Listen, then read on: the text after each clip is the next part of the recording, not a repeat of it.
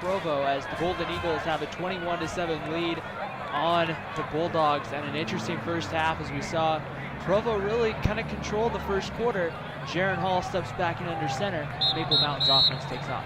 Yeah, Maple Mountain has been able to throw the ball down the field, and then the other key is once they've gotten into the red zone, they've changed from that spread formation to line up into that I formation, and they've handed off to Jordan Larson, and he has a couple of touchdown runs there in the red zone, and they will get the ball to start the second half, leading 21-7.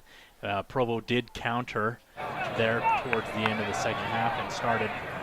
Ione started to look like he had a little more confidence, and they were able to move the ball, and that's where we stand at 21-7 as Provo was able to get it into the end zone finally.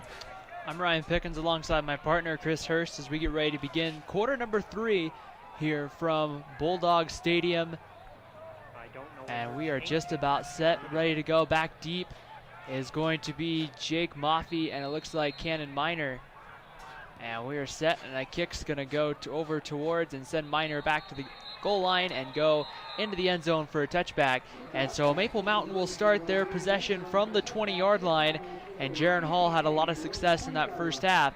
I got the screen pass to Jake Dixon that went for a touchdown, and then got his team in scoring position for a couple of touchdowns from Jordan Larson. Yeah, he's looked very accurate so far tonight. He didn't play the first quarter, Dixon did, but when he came in the second quarter, he came in lights out, was able to put the ball where he needed to get his wide receivers a chance to catch the ball and then get downfield. And so we'll see here how Maple Mountain starts their third quarter as they'll spread the field on 1st and 10 from the 20. Jaron Hall from shotgun, and the single back is Jordan Larson. Hall going to throw, and now he's going to give it on the draw play. Larson fighting his way ahead to the 22-yard line, and so he'll pick up a quick 2 yards on first down. And they just kind of go to a delayed draw as a flag down, and Jordan Larson is slow to get up. Yeah, it looks like he got hit pretty hard at the end of that play. We'll have to see what the penalty is. It might have been a late hit, but he is slow to get up, and he'll have to come off for at least one play. And then not just a blow to your offense, but he's also a starting middle linebacker on your defense. And so what is one of the things that does happen when you do play both ways.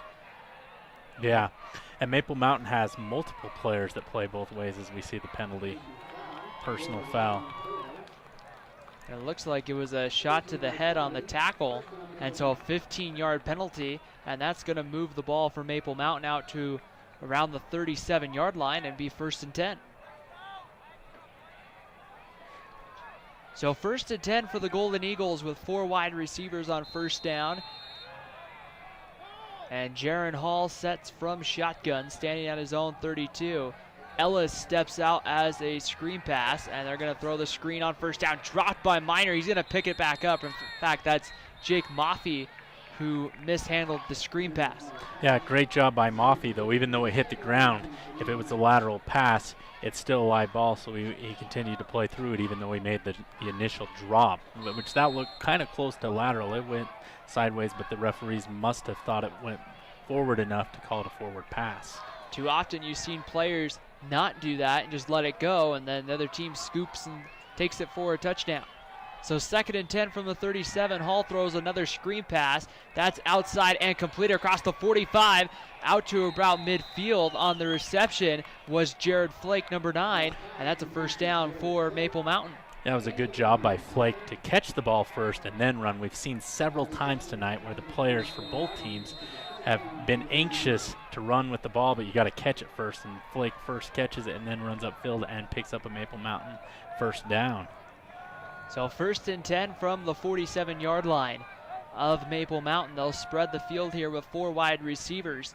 Jaron Hall from shotgun, and single back to his left, about a yard behind Hall. Hall's going to throw. A lot of time to throw. Still looking to do something with it. Now being pressured. Now he'll run back to their side of the field, step up. He's got to do something with it at the 40. 45 makes a cutback move, and he's going to be brought down right about the line of scrimmage. And it looked like finally getting there was number 81, Ryan Elder, for Provo. Yeah, it was a good job by Provo's defense corralling Hall there. Hall probably should have thrown that one away as he expended a lot of energy for a loss of 3 yards. There was nothing downfield. Sometimes you just got to take your losses and throw it out of bounds. But good job by Provo's defense corralling Jaron Hall on that play as they all stayed in their lanes. 2nd down and 12. Ball on the Maple Mountain 46-yard line. Once again with 4 wide receivers. Hall set from shotgun. He's going to throw. Plenty of time again. Now being pressured. He's going to throw out in the flat to Jared Flake. Flake across the 50 into Provo territory.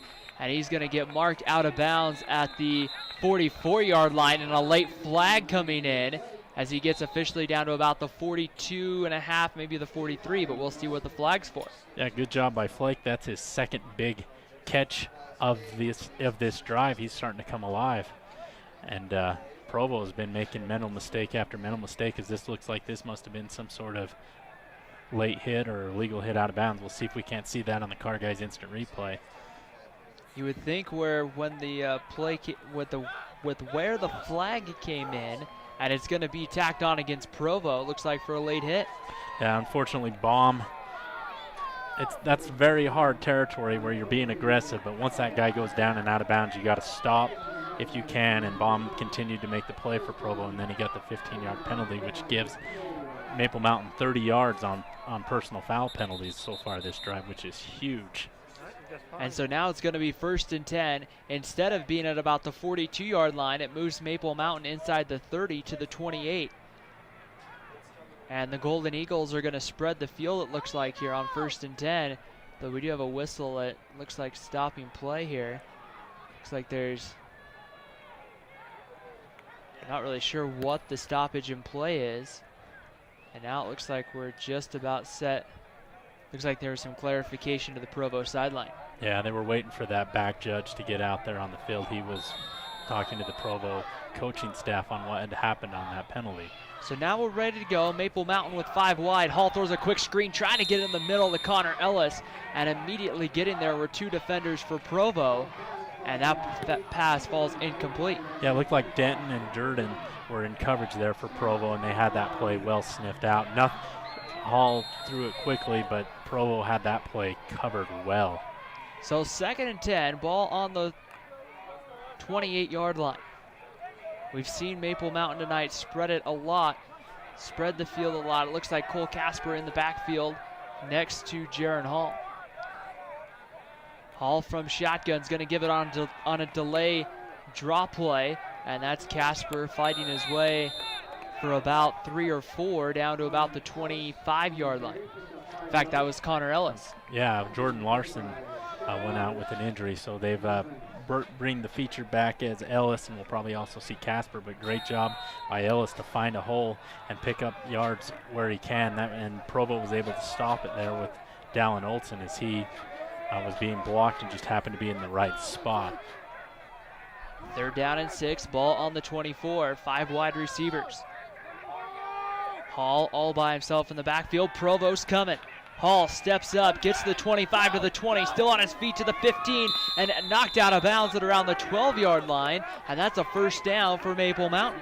That was a good job by Hall to realize there's nothing downfield, and instead of hesitating like he has earlier, he finds a lane and he runs in it. Last time he tried to keep the play alive, and sometimes the coverage is too good and you just need to use your wills and pick up the 1st down like Hall did that time. That was a great run by Hall to pick up 1st down and give Maple Mountain a fresh set of downs. Officially marked the 13-yard line, and it's 1st and 10 for Maple Mountain. Once again inside the 20-yard line, we'll see them go into the I formation here, and they'll bring in... That's Larson that's dotting the I this time. He's back, so the injury wasn't serious, which is good news. Cole Casper in motion. They're going to give it to Larson. Larson at the 10, and he's going to get hit at around the 11-yard line, so a gain of about 2 on 1st down, and it looks like a late flag comes flying in once again. Yeah, this has been an ugly 3rd quarter with late flags coming in, especially if this one's on Provo. This would be their 3rd extracurricular activity type penalty. You can't win ball games doing that, that's for sure. And that just comes back to mental discipline of understanding when the play's over and understanding that you can't do anything till a new play. Looks like the referees are done conferring here. We're going to get ready to receive the call. It's going to be a dead ball, personal foul against Provo. That is the 3rd time this drive. You're just asking to lose the ball game when you make late hit after late hit, or I didn't see what happened. They must have said something down there. And so now that's going to bring up, that should give him a first and. It's first and goal. First and goal from the marker. The guy on the marker needs to change it. First and goal from about the 3. Hall gives to Larson from the 3. Can he get in? Touchdown. And that is Connor Ellis, number 3, who goes in for the score. And once again, we see late flags fly. Great job by Ellis to take it into the end zone for his first touchdown. We'll have to see if the play stands, but Maple Mountain's been able to line up in that I formation here in the red zone and just find a hole, push Provo back. Their line's doing a good job of moving Provo's defense back and picking up points, but we'll have to see if that touchdown stands here. Now the official did look like on the touchdown said something to Cole Casper as one of the flags flew. Now again, that's just what I was able to see from the monitor here. So again, more conferring going on, and you have to really wonder on both. Oh, go ahead. Both coaches have to think here, we got to get mentally back in this game. Yeah, and it looks like it's on the offense since Jaron Hall and the rest of the offense is staying on the field, but this will put you in a first and goal or maybe possibly second and goal situation deep in your own territory. I'm surprised they haven't changed the marker to first down, because that was the first play of after that personal foul penalty. Maybe Provo will get a 3-down territory here instead of 4 to stop them. A lengthy discussion going on. Wonder if they're trying to correct a couple of things like what down it is. Now they're going to go over and finally make the call here.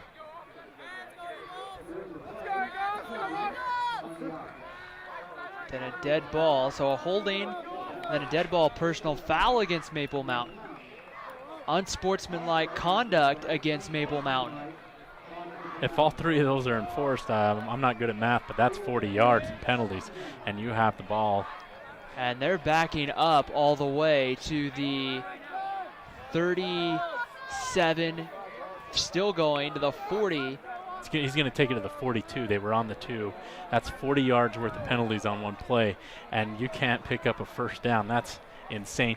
Now, I understand that they threw a personal foul penalty. Something must have been said to get another 15 yards. You usually don't see an unsportsmanlike conduct penalty after a personal foul. That's somebody obviously lost their cool on that play, and they take it back to the 44-yard line. And so now an explanation will be given to Brad Burtonshaw, and I really don't blame him there. I would probably, even as a broadcaster right now, I wish the ref would come up and explain everything that was going on. But, I mean, it's interesting here to look at the scoreboard. It says 2nd and 41. 2nd and 41. And that's just something you're not going to see very often. Yeah, that is a long distance to go. And we'd like to thank Taco Time for sponsoring the player of the game. You can go visit them at 641 Kirby Lane or give them a call at 801-794-5353. We thank Taco Time for sponsoring the player of the game on the Spanish Fork Community Network. We'd also like to thank the Spanish Fork Community Network to not just making this game available on SFCN, but also on the YouTube channel, where you can see that if you go to youtube.com/SpanishFork17. Not just see this game, but other games. You can watch them at any time and share them with your friends. Once again, that's youtube.com/SpanishFork17. So what play do you call here on 2nd and 41? Do you try and get it all here, or do you just try and get half the distance? I'm joking, of course. I'm sure whoever's calling the plays for Maple Mountain, I'm sure they're having that same thought right now, because I don't know. I've never seen a 2nd and 41. 2nd and goal. Yeah, second. Yeah, well, second actually, and goal. It looks like they can pick up a first down. I'm incorrect, which is odd because they didn't give him the first down after that personal foul. I think somebody made a mistake, but anyway, I'm going to go with 2nd and 41.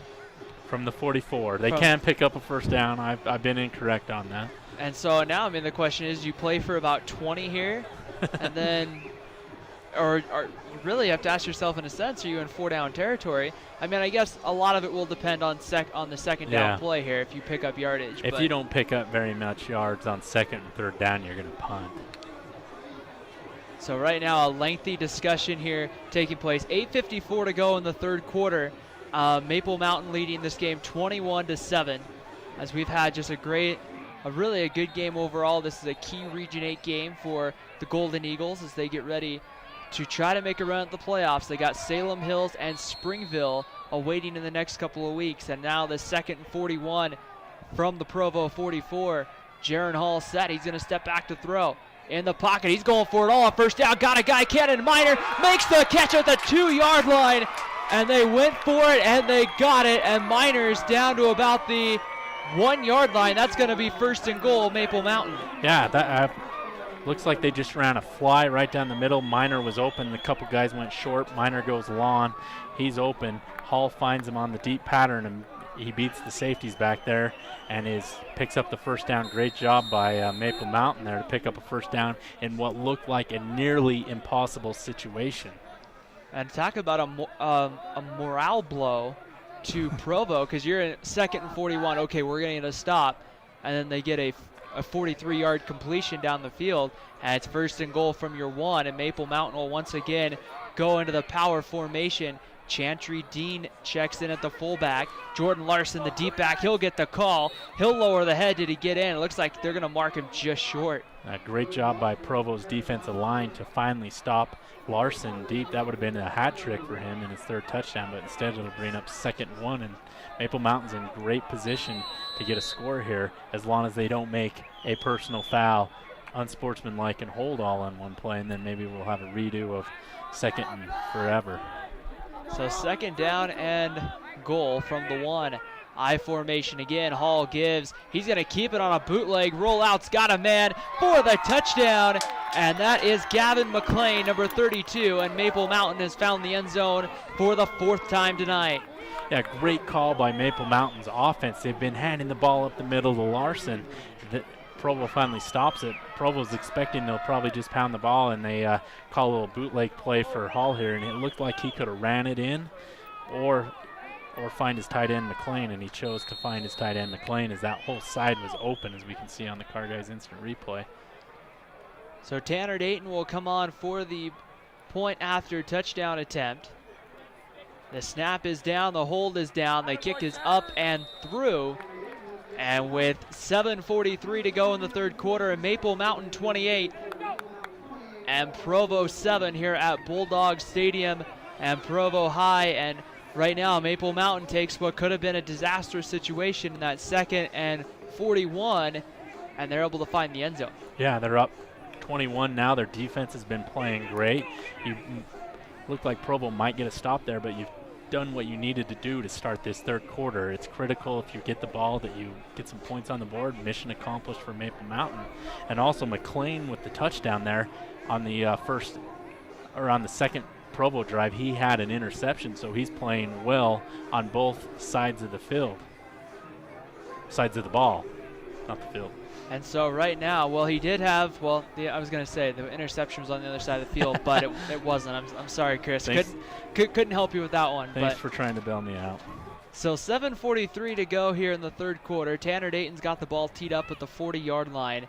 3 guys back deep for Provo. They've watched all the kickoffs tonight go into the end zone, and this one's heading there as well as it hits the O in Provo in the end zone, and the Bulldogs will start once again on the 20-yard line. Yeah, with a 21-point lead. And we'd like to thank J-Mart for sponsoring live high school football here on the Spanish Fort Community Network. You can visit them at jmartprint.com or give them a call at 801-798-6816. We thank J-Mart for sponsoring live football here on the Spanish Fort Community Network. So 7:43 to go, and Biami Iongi will take the snap and pitch it out to Hinckley, and Hinckley's going to get the 20. He's going to get out to around the 25-yard line, pick up about 5 on 1st down. Yeah, great little pitch there. We haven't seen that play from Provo. They line up in that pistol with an offset running back, and that opened up a lane, and if he could have stayed on his feet, Hinckley had a few more yards to go there.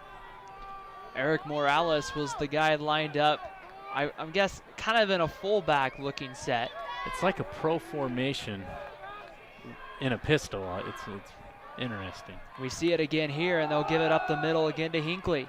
Hinckley's going to get around the 28, maybe the 29-yard line, and now it's going to set up a third, and in fact, it's going to set up about third and less than a yard. Yeah, third and just over a yard, and great job by Maple Mountain as they've stopped the run. It's hard to stop the run in consecutive plays. They've given up a few yards, but they haven't broke here. I'd look for Provo. It looks like they're going to spread it out this time. They've ran a couple of draws in this formation. So they like to send those big wide receivers or to the top and bottom of your screen. They give right up the middle. They'll get enough for the first down to the 31, as that was Eric Morales on the carry up the middle. And that's going to go for a first down.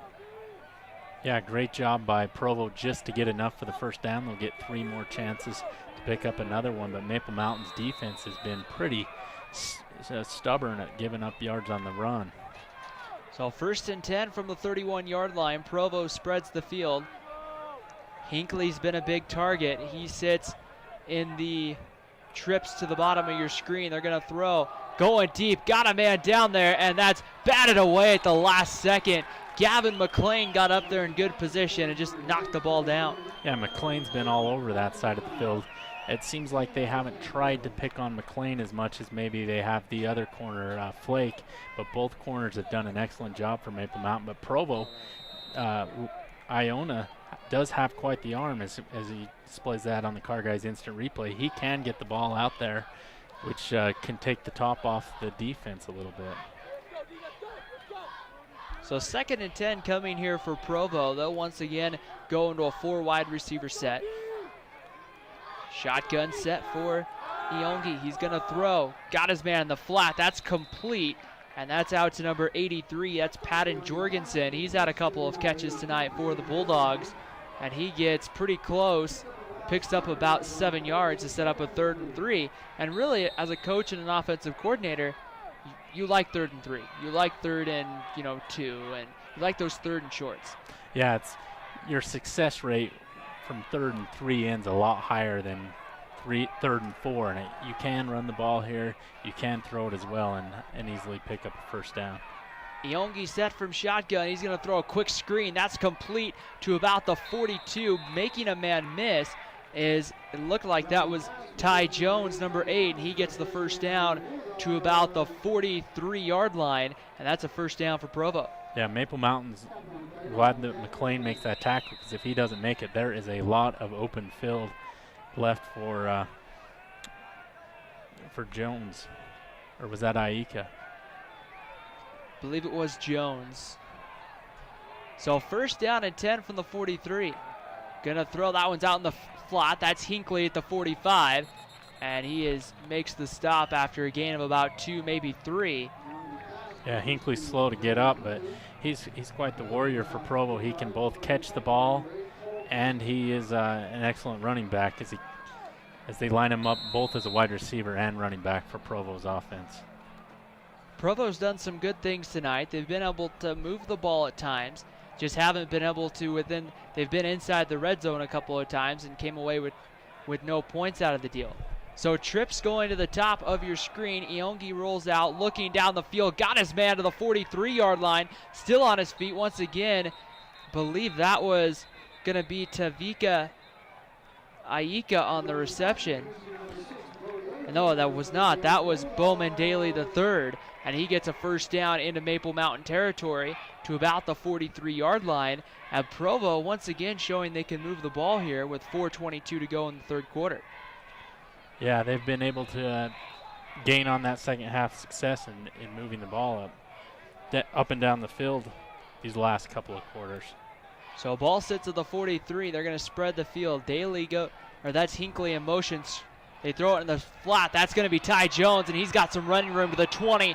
Out of bounds at around the 20-yard line. Ty Jones able to make one man miss, and then had some running room in front of him. And Provo moving the football here. Yeah, Provo's been able to make some adjustments at half and move the ball well. The problem is they're in a 21-point deficit, and they're getting yards in nice chunks, but a lot of times ran off the clock on this drive. And now that they're in to the 20-yard line, they're close to the red zone once again, and so now a big position for Provo to see if they can punch it in getting in good territory. Ionga set from shotgun. Single back is Morales. Ionga gonna throw. That one's over the middle and complete to about the 16-yard line. So like you said, Chris, they're moving the ball. They're moving it in little chunks, and that clock is ticking away pretty quickly. Yeah, they're going to have to score in a hurry on their next few drives because there's only 12 minutes in a quarter. We do have 16 minutes left. There's plenty of time, but it just seems like this drive's taking quite a bit of time. But at the same time, they have been executing, and if you come away with the touchdown, that's a win for Provo. And Provo's offense not really designed to be quick striking. Ionge going to the end zone's got a man down there, and it is going to be Jones, but that is going to be incomplete. Doesn't look like he either didn't have control of it or his foot wasn't in. Yeah, that's their go-to red zone play. They've called it 7 times. Unfortunately, they haven't walked away with any points. It's just the timing on that pass just isn't there for Provo. The ball's either too deep or out of bounds. So it looks like here we actually have a penalty against Provo. So that's going to move the Bulldogs back. It looks like a personal foul penalty is going to move them now back to the 31-yard line. And that's going to set up second and... So that was during the play, not after, huh? So they're keeping it second down. Yeah, that's what it looks like.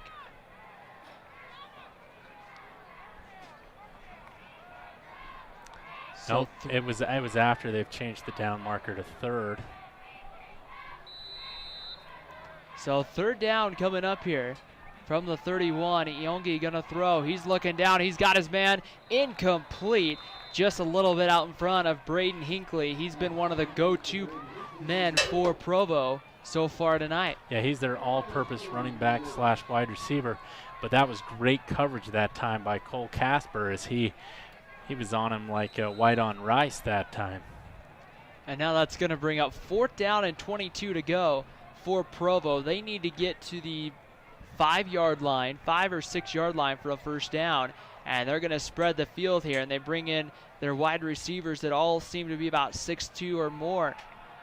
Iongi going to step up in the pocket. He's going to throw over the middle. Got his man, but batted away at the last second. Looked like Cole Casper came flying in to knock that one away, and that's going to switch possessions now and give the ball to Maple Mountain. Yeah, Colt Casper's done an amazing job tonight in his strong safety. He's come up and defended the run, and this time, as we can see on the Car Guys instant replay, he comes up and breaks up the pass play, and Maple Mountain will get the ball on downs with all the momentum.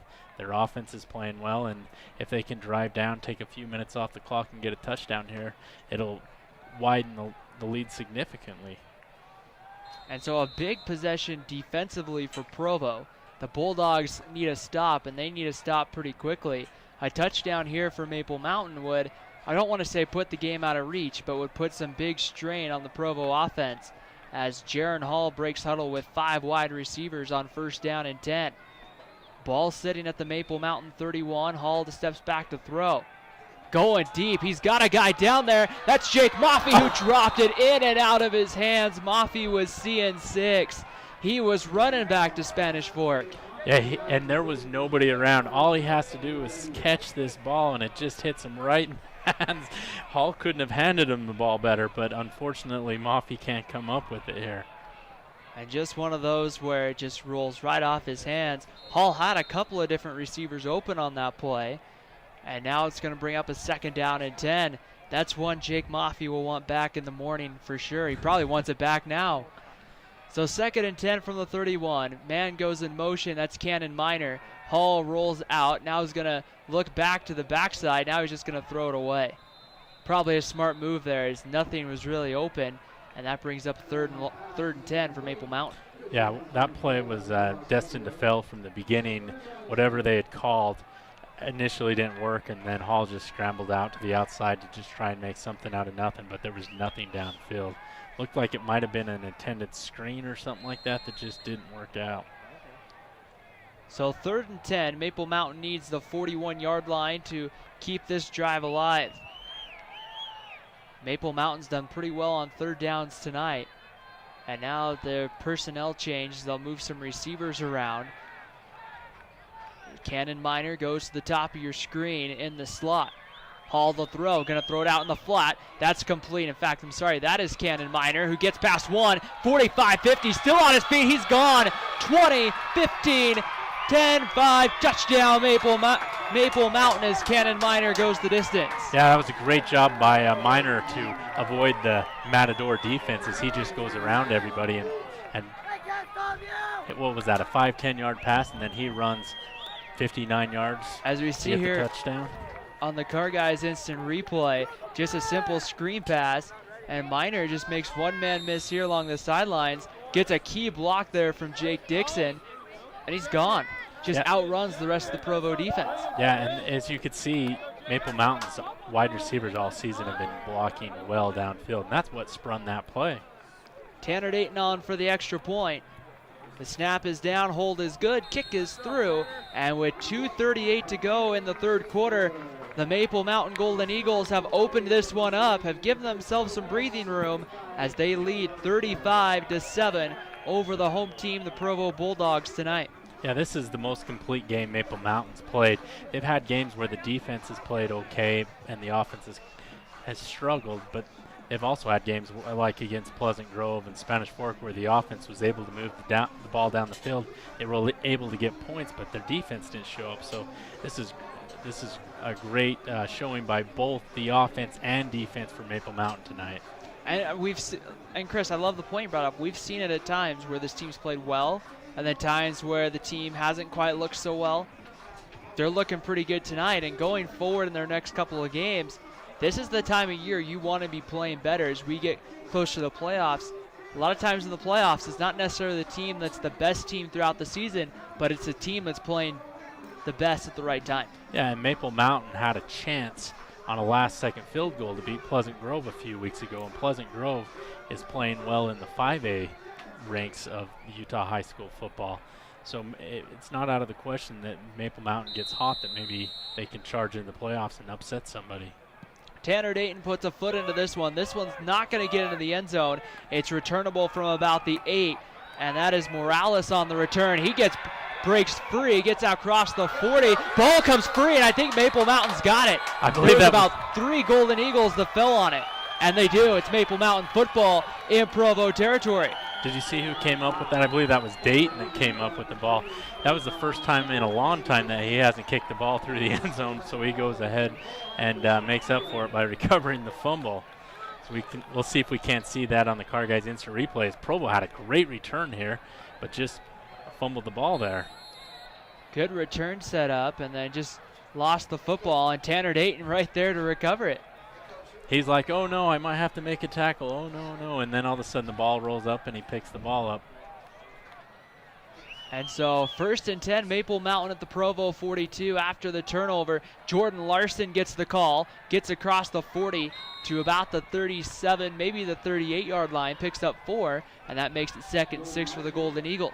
Yeah, if Maple Mountain can get another touchdown here, we'll see the mercy rule into effect, and the clock will continue to run even on incomplete passes and those type of things as they try and keep scores somewhat closer. So Maple Mountain's playing very well tonight. Timeout on the field here, it looks like, an official's timeout. So we have a couple of good candidates tonight for the Taco Time play of the game. We got McLean, who's had a touchdown on the offense on a 1-yard pass and an interception, and also Hall's played out of his head tonight. I don't know how many incomplete passes he has. And then Cannon Minor with the long touchdown catch, and Dixon filling in at quarterback for the first half did a good job, and he's had a long touchdown catch as well.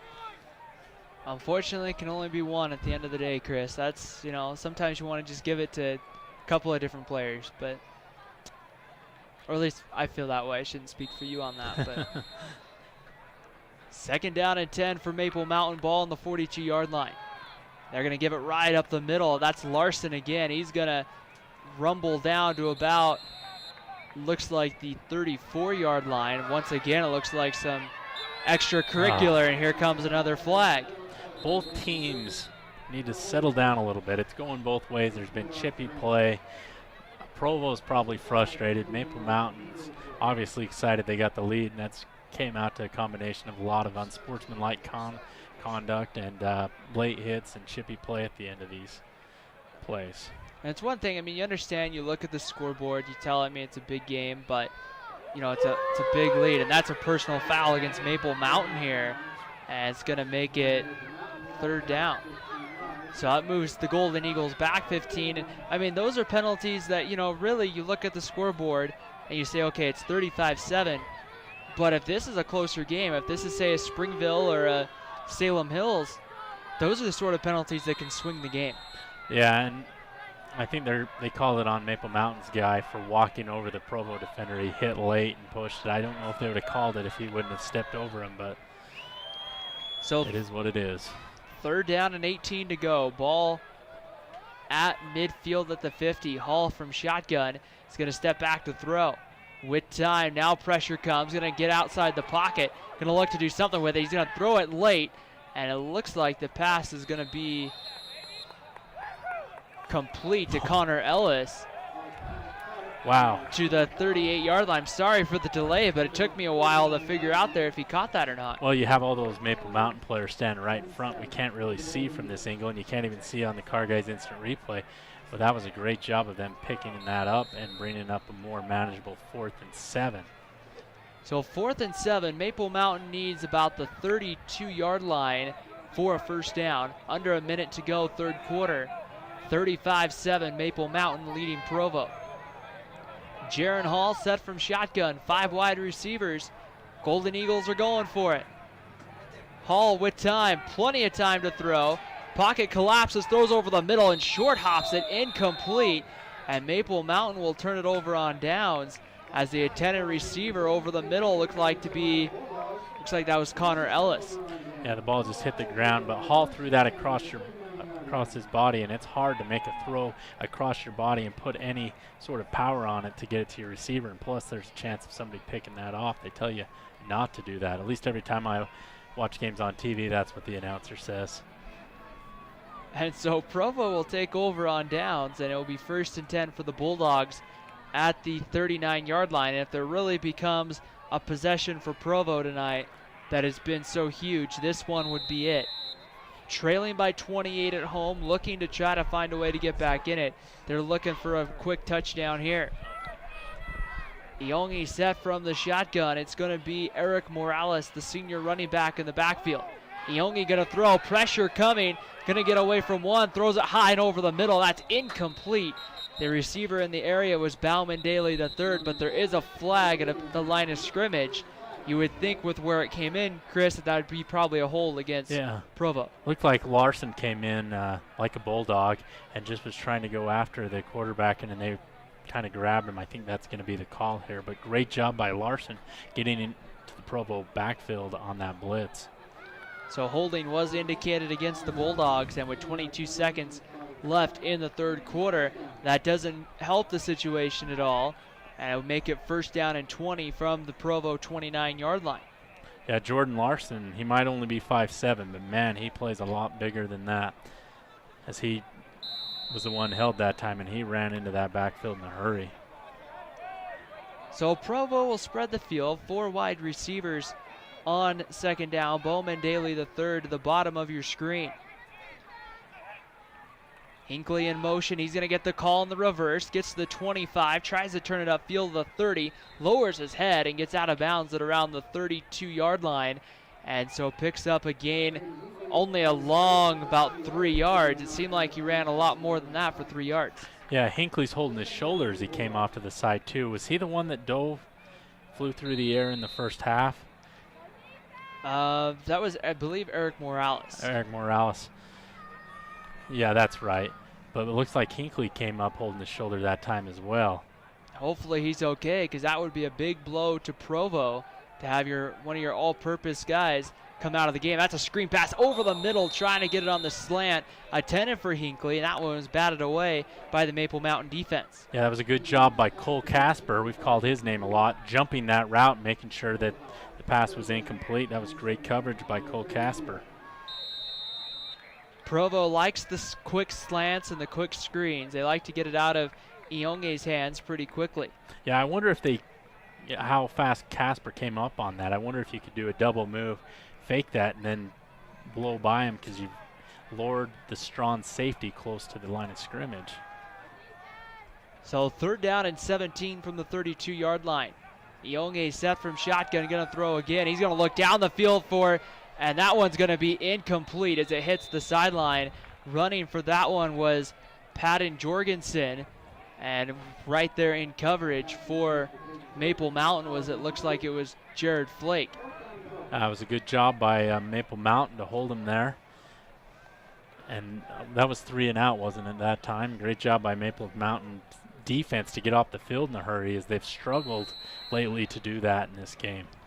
5 seconds left in the 3rd, likely the final play of the quarter, as Cannon Minor goes back deep to his own 32-yard line to receive the punt.